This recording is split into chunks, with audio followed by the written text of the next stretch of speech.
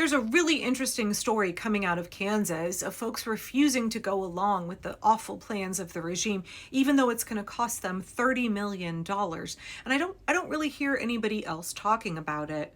Yesterday, KPTV 5 News in Kansas reported that the Prairie Band of the Potawatomi Nation has walked away from a $30 million contract with ICE. Now, before we get into the details of this story, we need a little bit of context.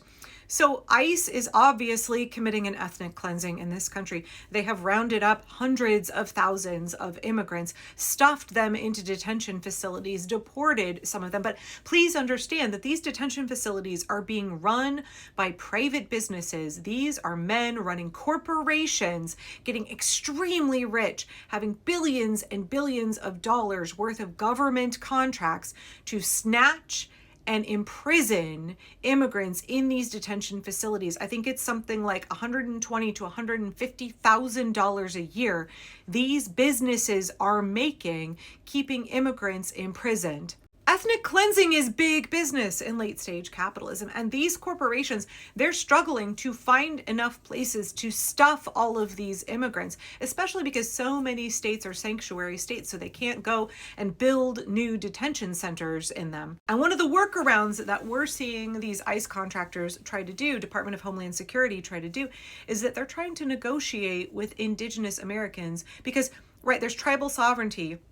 The kind of state sanctuary laws don't apply on tribal land. And so they think like, oh, we're going to dangle these big, fat government contracts in front of these different tribes, and they're going to do business with us. They're going to participate with us in committing an ethnic cleansing. Keep in mind the federal government's genocide against Indigenous Americans has never ended. And you understand that there are Indigenous Americans north of the border and there are Indigenous Americans south of the border, but like that border is an artificial construct. All of these people are Indigenous.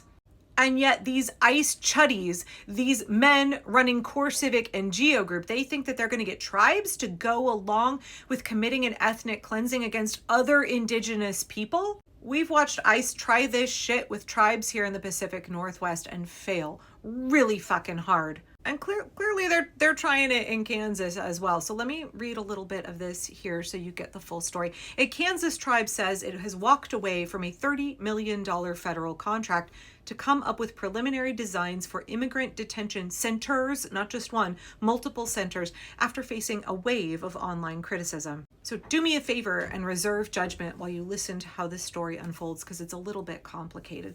The Prairie Band Potawatomi Nation's announcement Wednesday night came just over a week after the economic development leaders who brokered the deal between the tribe and ICE were ultimately fired. With some Native Americans swept up and detained in recent ICE raids, that has been happening since January.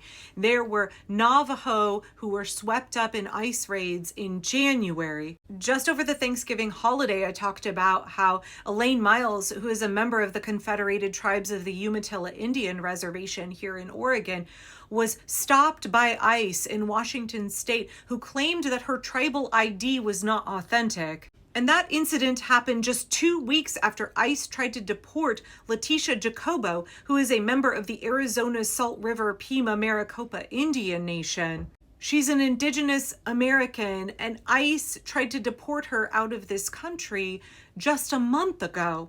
Please understand, ICE doesn't actually care about your citizenship. It never has been about anybody's citizenship. It has been about a reign of terror. It has been about white supremacy. It has been about advancing authoritarianism. So of course, they are not in any way trying to protect Indigenous Americans.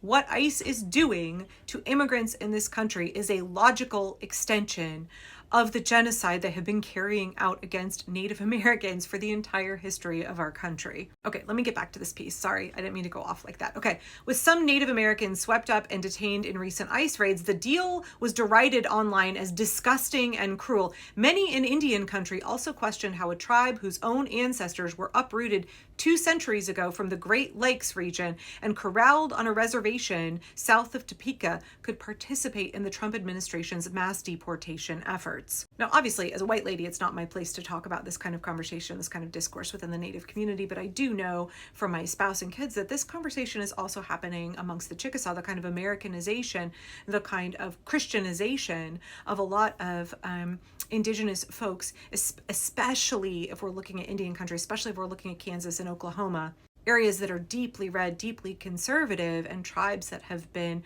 really impacted by Christianization, by the ways that the Republicans have really changed the culture in that part of the country. Right? All of that complexity comes back to colonization. It comes back to the ways that the federal government has abused and mistreated our Indigenous people for hundreds of years. But that's a conversation where you can go look to the Indigenous community and what they are discussing about it, because I'm not weighing in with an opinion. I just want to keep reading this article here.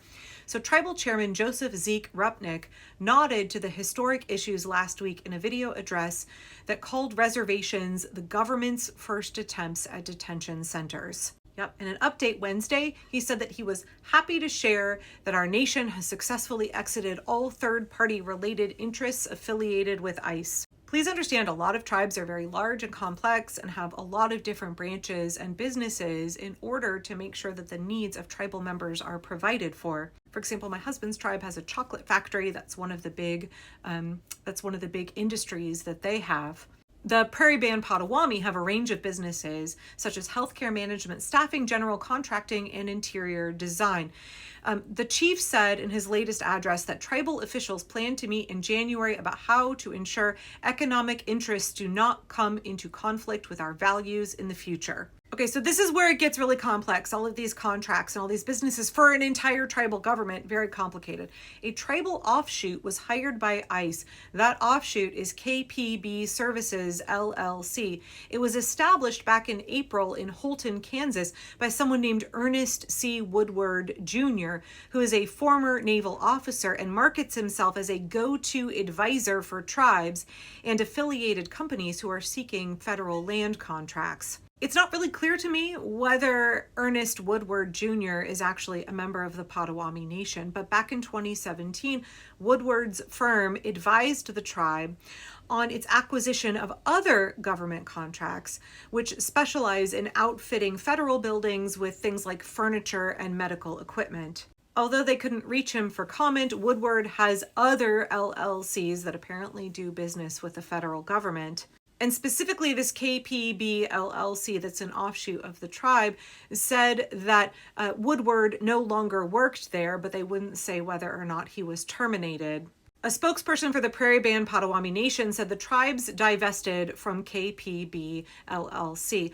And while that company still has the contract with ICE, the Prairie Band no longer has a stake in that contract. So apparently Woodward no longer works for the LLC. I guess the LLC still has this contract, but the tribe is not doing business with this LLC anymore. Also important to note here that the actual contract is for $29.9 million.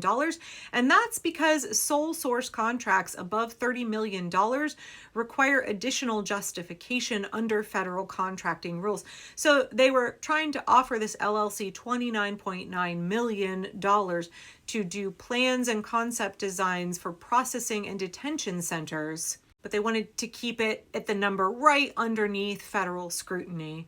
Tribal leaders and the U.S. Department of Homeland Security have not responded to detailed questions about why this LLC was selected for such a huge contract without having to compete for the work as federal contracting normally requires. It's also unclear whether or not the Tribal Council knew at all about this contract before it was signed. The tribal spokesperson did go on to say the process of internal auditing is really just beginning. I do think it's important to realize that human beings all over this country are susceptible to these massive quantities of our taxpayer dollars that are being used for this ethnic cleansing. And I'm really proud of the tribe for deciding that they were not going to go along with this. I'm sure that their folks needed that money. After all, we are all struggling in this country right now. Unless you're part of the oligarchy, unless you're part of the kleptocracy, you are struggling.